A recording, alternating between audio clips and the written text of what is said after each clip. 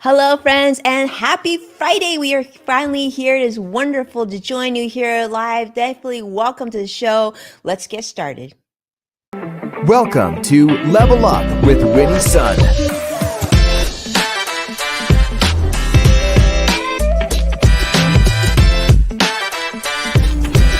Award-winning financial pro. Get ready. Level Up with Winnie Sun.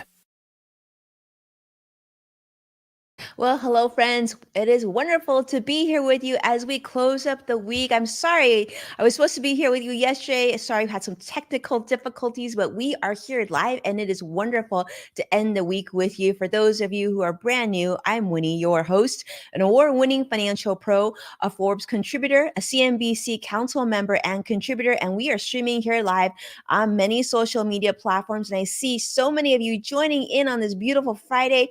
Come in, say hello, meet some friends. It is great to be here with you. The market's still open, and currently the Dow's down 201 points here. Nasdaq's up 148 points, and we like the sound of that. The S&P 500 is also up 10 as well. So it's kind of one of those mixed days, overall.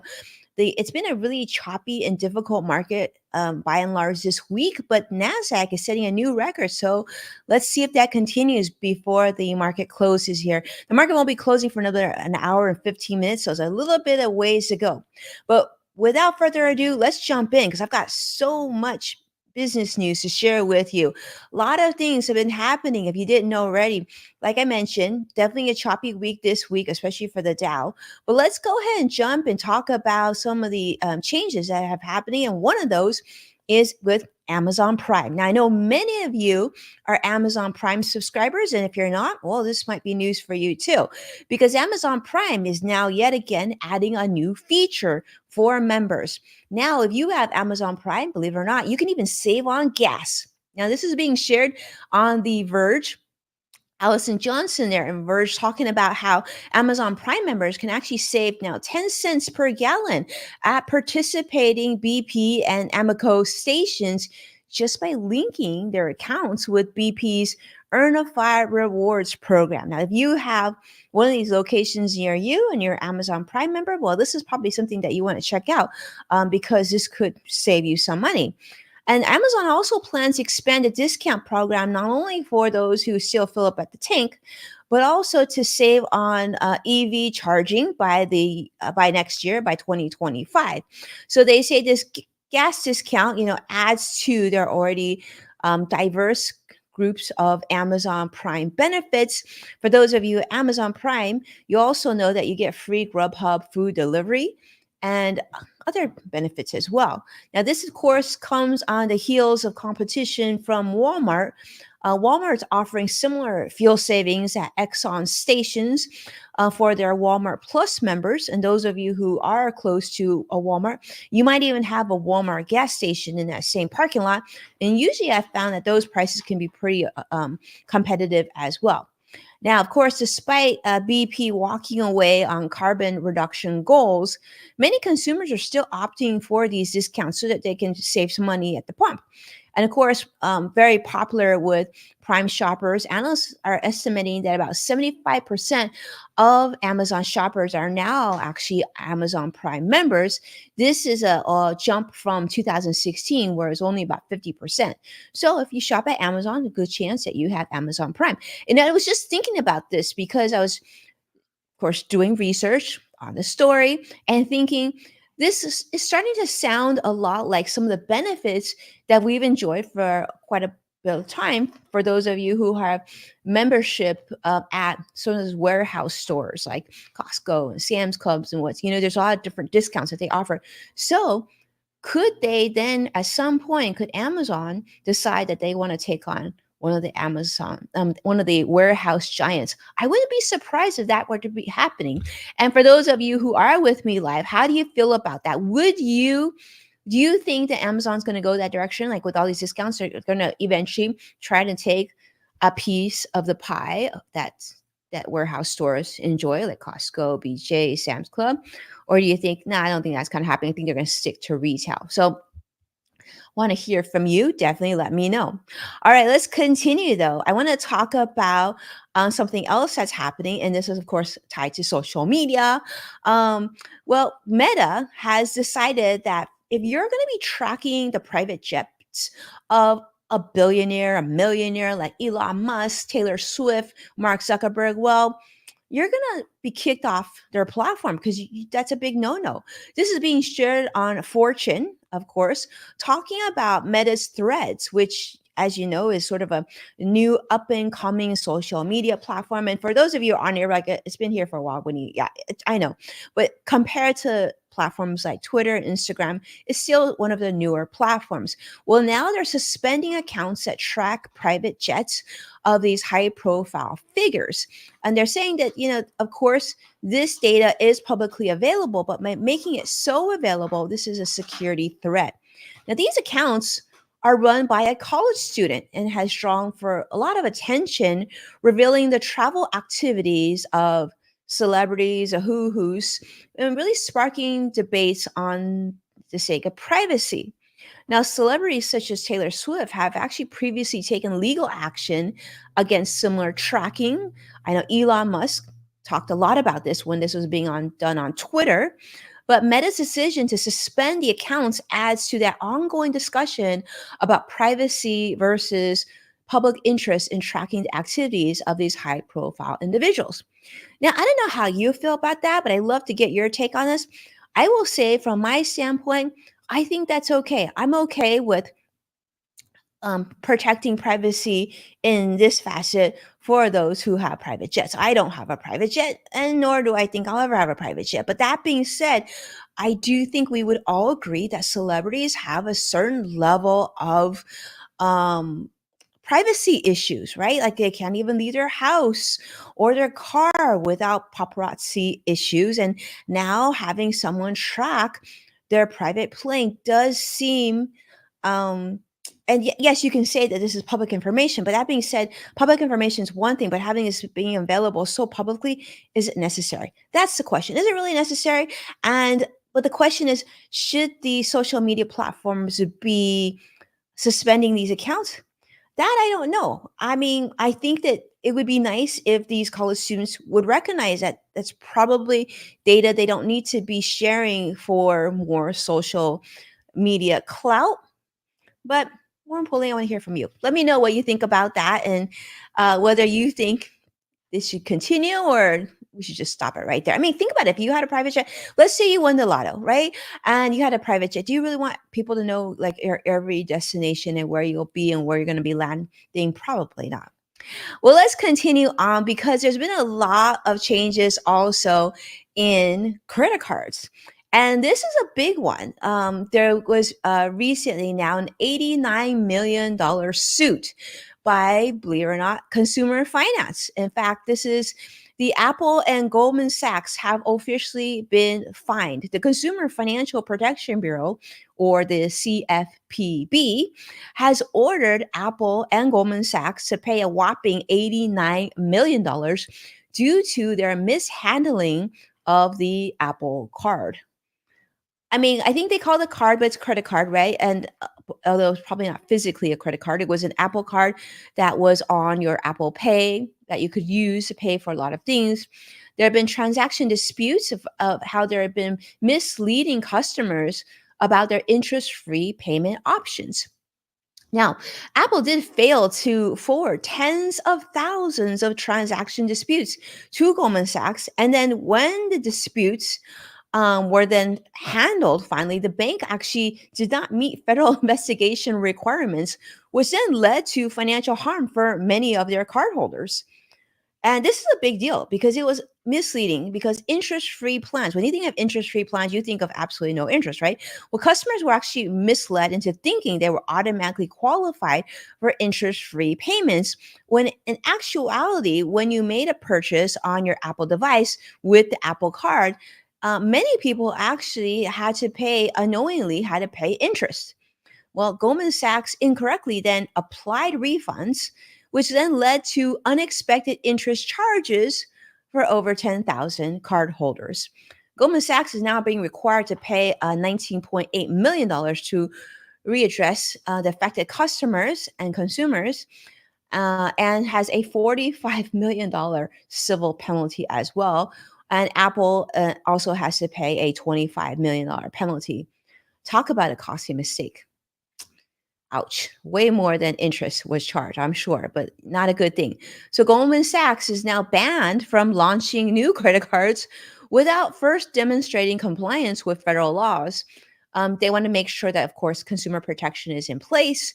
And these failures now have caused delayed refunds, stress, and all sorts of financial problems. Inaccurate credit reporting is just big one crazy mess in there. But yes, so the CFPB now will closely monitor those activities. But unfortunately, yes, a lot of money in place. But hopefully, this is behind them and then they can move forward.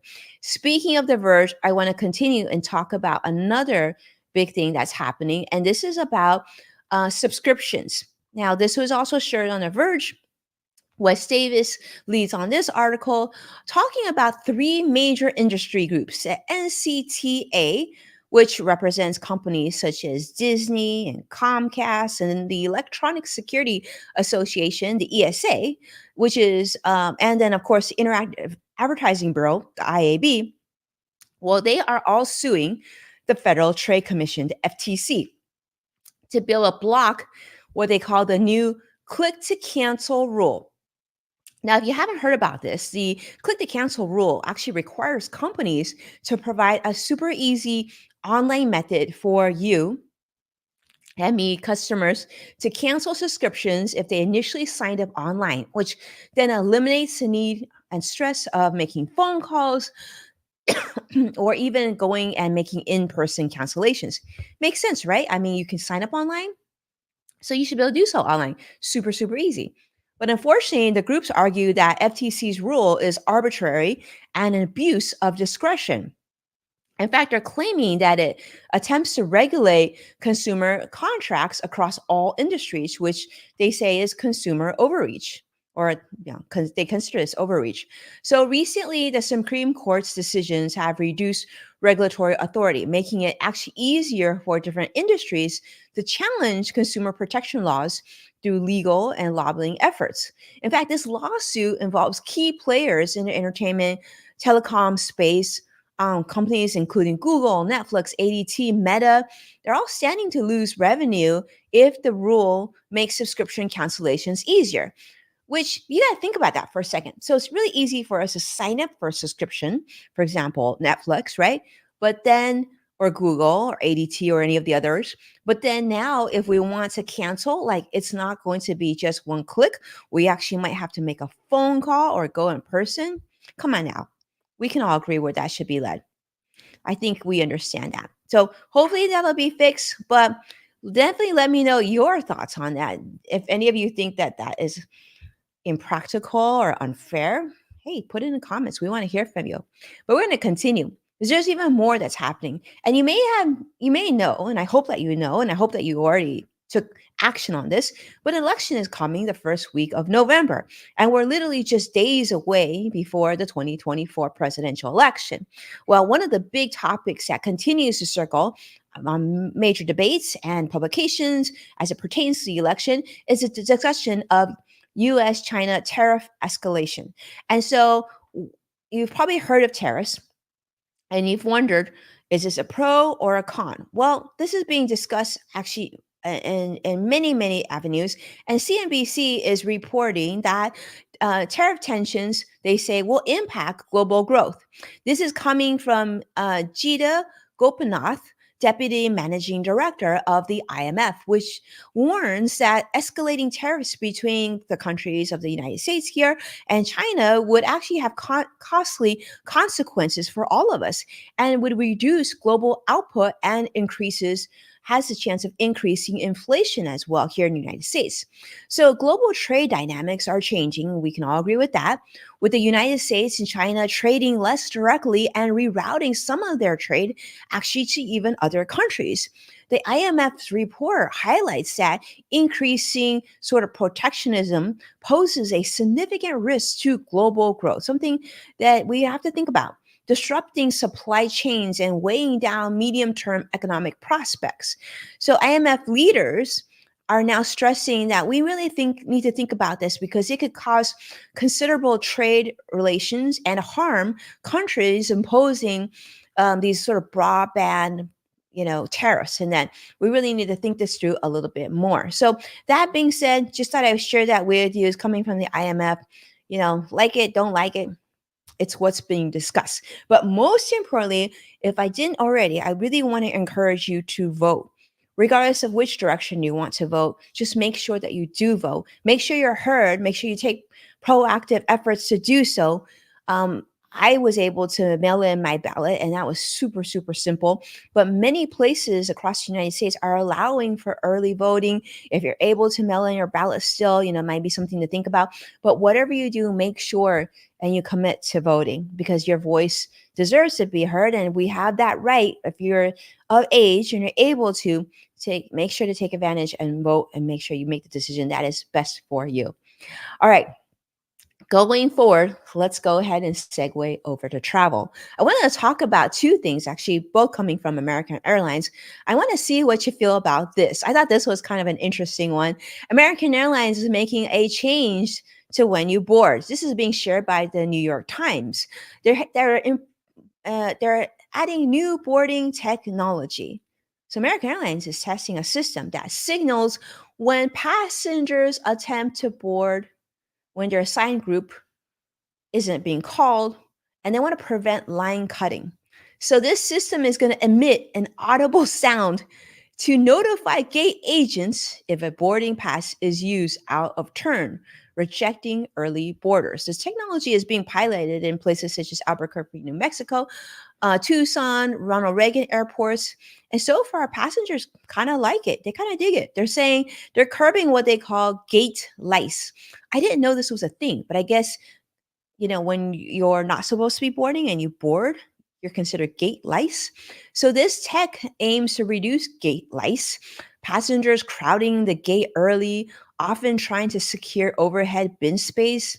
It's actually, if you think about it, it's actually reasonable. I will tell you this. I love it when I'm able to board early, and I do appreciate getting overhead bin space because sometimes that space is just necessary, especially when you're traveling, with a family or you have things with you, such as us, traveling with camera gear. It's not something you want to check.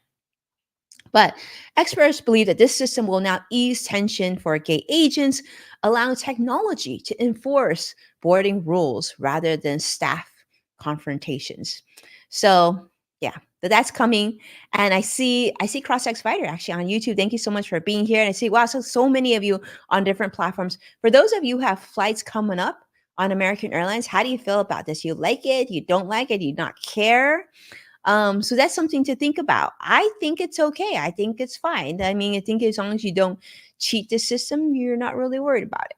But yes, you know, overhead bins, such a thing. And of course, boarding. I mean, who cares when you board as long as you have a seat, right? But the overhead bin issue continues to be an ongoing issue. Now, speaking of American Airlines, I want to share with you my next story being shared from CNN, talking about how American Airlines was fined now $50 million by the Department of Transportation, DOT, for continuing to violate rules protecting passengers with disabilities, including, believe it or not, the mishandling and damaging of wheelchairs between the years of 2019 and 2023. This is really sad. But a multi agency investigation found that thousands of instances where American Airlines failed to provide adequate assistance for unfortunately disabled passengers, causing stress and major safety and convenience issues. This is just sad because it's already stressful enough for us to travel. Imagine if you're disabled, consider so many more challenges, and you just want to have a smooth, safe flight, and an airline doesn't make it any easier. So this is the largest fine of its kind. Pete Buttigieg, I apologize, stated that this fine is the largest ever for such violations, and the government will no longer tolerate the ill treatment of wheelchair users and hopefully with all passengers, in fact. As part of the settlement, American Airlines must not only spend $25 million to improve wheelchair handling and infrastructure, or they're going to potentially face an additional $25 million as a penalty. American Airlines claims that they've already spent $175 million. We're talking about millions of dollars, or we're talking about thousands of dollars. It's crazy. But this year on improving services and infrastructure, but they're citing still a 20% improvement as sort of that baseline. They've already improved 25% improvement in wheelchair handling. Let's hope that it continues and it gets to that 100%. Or if you travel and you're disabled, and if you're not disabled, that at least your experience is positive and you get to your destination without a lot of stress. I think that's key. I think that's reasonable, right? I know. See, Joshua agrees. Thank you so much, Joshua, for being here. All right, let's talk about another company that's facing yet another settlement and having to write a check, I'm sure, in this case too, which is Jewel. Now, Jewel is facing a class action lawsuit, and this is being shared by the New York Times. Joseph Bernstein talking about how it's being actually, you'll see a whole bunch of this on TikTok. Many TikTok users are sharing videos of receiving these sort of unexpected payouts from a class action lawsuit against Juul for misleading the public about the addictiveness of their e-cigarettes. No, no, no, just bad news. Like, you're thinking about it, you're curious about it, just don't do it. The lawsuit accuses Juul of marketing its products to teenagers and underplaying the addictiveness of these cigarettes. So now Juul has agreed to pay a whopping, get this, $255 million and a settlement with an additional $45 million from their former stakeholder, Altria. So over 14 million claims were filed as part of the settlement. Payouts now are varying based on the claims. Now, if you didn't even have a receipt, you're capped at $300 in terms of your payout. But some users sharing on TikTok celebrating these payouts, some of them are getting like $1,000 from the settlement. So this was something they said that, this was a reminding of like past vaping habits. And those who even quit, they're saying they received $1,000 or sharing the story on TikTok. And they're debating on how to use this payout in TikTok. And, I just want to say some people on TikTok are saying that they're going to take this money and they're going to like go buy new clothes. They're going to make a deposit for a new car. Let me just say, if you get a $1,000 check, number one, consider paying off all debt, all credit card debt. Good. That would be like my first direction for that. If you don't have credit card debt, you don't have student debt, and you have a job, consider putting this towards a Roth IRA. Okay. Look into that. But for those of you who are impacted by this positively, just consider that. Now let's continue because I want to talk about also another story that came from Yahoo Finance. Josh Schaefer talking about jobless claim numbers. So weekly jobless claim numbers this week fell to 227,000, lower than expected, of 242,000, marking a recovery after a spike in September. So I guess that's a good sign. Now, despite concerns, so the labor market does show strength, though. People are still finding jobs. There's been lower turnover, limited layoffs. And so, of course, the hurricane did have impact on these numbers as well. But despite the claims, there's still quite a few Americans who continue to file for unemployment, and they have since sort of the highest level since November 2021. But that being said, we'll see how this number continues because typically, as we go into the end of the year, this is also what we call layoff season. A lot of Americans do get laid off right before the holidays because companies need to make their financial numbers. And one of the easiest ways for companies to cut costs, unfortunately, is to also let go employees and cut sort of payroll costs. And speaking of changes, I also want to talk about a big trend. Now, we've talked about the second industrial revolution here, which is all about AI and what that's bringing. Now, NVIDIA is also sharing this week news about their expanding AI efforts in India. And this is pretty cool. It's being shared on CNBC. NVIDIA is all in right now on India. And they're strengthening its presence in India by launching a Hindi language model, and they're forming partnerships with major Indian firms to build AI infrastructure. They're introducing this Nemotron or 4 Mini Hindi 4B, which is a small language model in Hindi aimed at making AI much more accessible for India's mostly most widely spoken language, of course, Hindi. By the end of 2024, in fact, NVIDIA expects India to have 20 times more computing power than it did a year ago, boosting the country's AI capabilities. This is a big deal. So we'll see how this revolutionizes technology. But I think we can all agree a lot of um, computer digital engineering talent is coming from India. And so giving them the tools and the speed to be able to do this. So it'll be interesting to see. So NVIDIA is definitely making a big investment and change into that direction. And let's continue because I also want to talk about a change that is coming to all of us. I mean, all of us, as long as you use bank, that is. And I'm guessing most of you who are with me on this show do use a bank. The US, you hear in the United States, they're going to be opening, they're making some changes to the banking rules. And this actually should help boost competition, which could be a very good thing. This is being shared on courts. Talking about the CFPB, who we talked about recently, finalizing open banking rules. Now, there's going to be new rules from the Consumer Financial Protection Bureau, which will make it easier for you and I to switch banks. This is going to allow us to just transfer our financial data effortlessly without losing transaction history. These rules will now give consumers a lot more control over our financial data, which will enable us to switch banks or use third party apps without any fees, similar to how it is and how easy it is to build switch streaming services. So, for the first time, banks are going to be facing increased competition as consumers can now just easily fire their banks or fintech services that fail to offer satisfactory products and services. Now, open banking is, they think, will lead to innovations such as cash flow underwriting, pay by bank services, and other personalized options for you and I as consumers.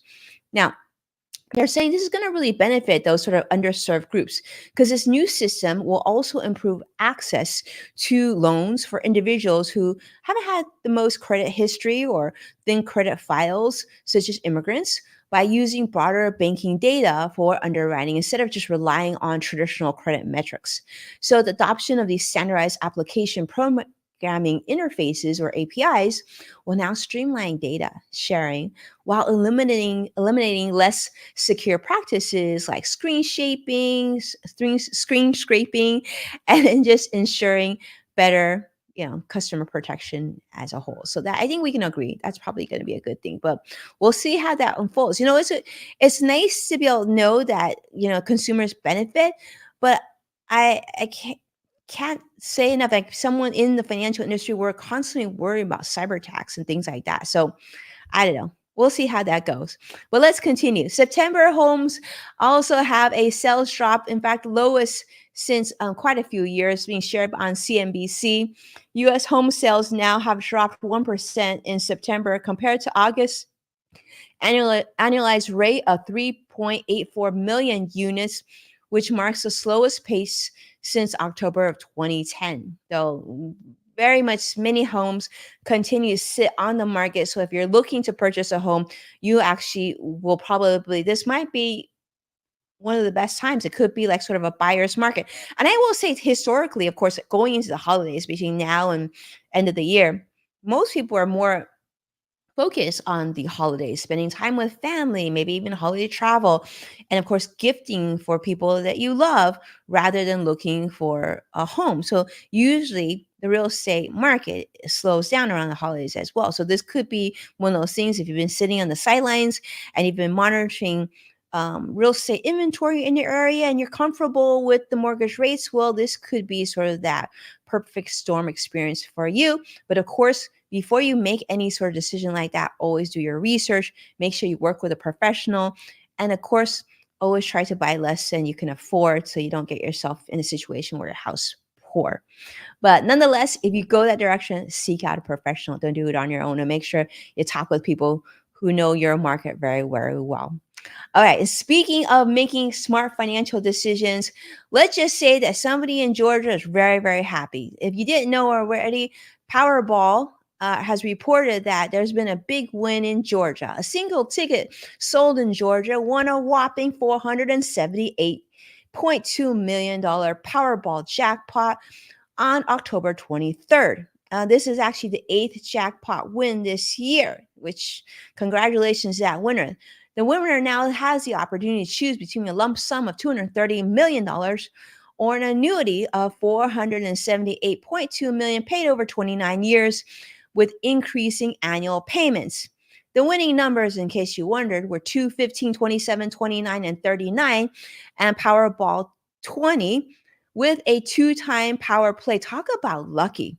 You know, don't you wish, if you're with me right now, tell me how you feel about it. Don't you feel sometimes that you would get that lucky? I wish I would get that lucky. Let me just I've gotten to a point where I just sort of uh kind of come to peace with the concept that people like me don't win.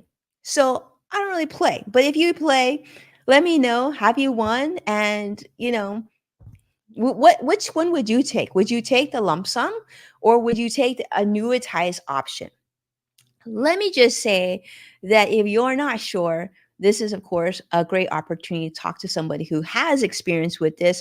I've helped clients with this sort of decision before, but it is something that you want to think about and put together your plan before you decide. In fact, there's some great publications out there that will give you and serve you as a guide. But if you're watching and you're here live with me and you won in Georgia, definitely reach out, give me a call. I'm happy to take that call and walk you through the process with that. But yes, this is a record of wins. This year has seen a significant Powerball amount of Powerballs, including like a $1.326 billion win that occurred in Oregon. Someone very happy in Oregon too. And then an $842 million win in Michigan as well. Though, yeah, you can dream, right? We can all dream. But nonetheless, I love that story. But congratulations for the person who won. I wish you the best, and hopefully, some good can come from that money and make things a little bit easier and stress free for you and those that you love. And speaking of changes, this is something I would definitely want to put on your radar. FDA is investigating an E. coli outbreak. If you didn't hear already, this was shared on NBC News, talking about how they're investigating Taylor Farms, supplier for McDonald's. Potential source of this E. coli outbreak, believe it or not, could be linked to the quarter pounder. And they're saying that it actually could actually, I read this, but it could come from sort of recalled, believe it or not, 4 different raw onion products. So as a precaution, if you're going to be eating at these places, maybe hold off on onions for a little bit, but at least raw onions, right? I guess if you cook them, it should be okay. I don't know.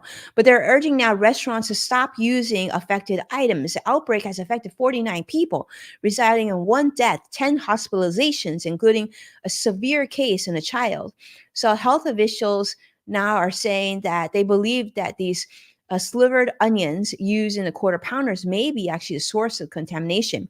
Now, many restaurants, like Illegal Pete's and Taco Bell and many other a part of Young Foods as well, they've actually just been proactively removing onions from their menus just to avoid potential contamination. So this outbreak involves E. coli, which, as you know, can cause severe intestinal damage. So if you didn't know, since it's a Friday, you're deciding where to eat, be cautious, be careful. And maybe if you get onions, make sure they're fully cooked or grilled or all that good stuff. But thank you so much, my friends, for being a part of today's show. The Dow is currently still down 209 points, and Nasdaq still in the positive, but now up 114. And the S&P is barely in the positive, up 3. Market's going to close in about 40 minutes. We'll see how that goes. But most importantly, it is Friday, which means the weekend is here, and I hope that you have a beautiful weekend. You're able to enjoy some time doing whatever makes you happy. Could even just be plopping on the sofa or spending all weekend in your pajamas. Whatever it may be, I hope it's a great one. Make it a great weekend. And of course, make it a great Friday. Do me a favor, hit that like button, hit subscribe to stay updated on all the latest content, and to watch past full episodes of Love Up with Winnie Sun. And make sure to check out NASDAQ, Amazon Fire, Samsung, LG, Roku, and many other streaming platforms. And when sharing online, do me a favor and tag at Winnie Sun to show your support so I can properly thank you on a future episode. And of course, if you like to listen on your drive this weekend, you can check out Yes Factor with Winnie Sun, which is a podcast on Apple Podcasts or wherever you tune in. With that, be well, and we'll definitely see you again next week. Take care now. Bye bye.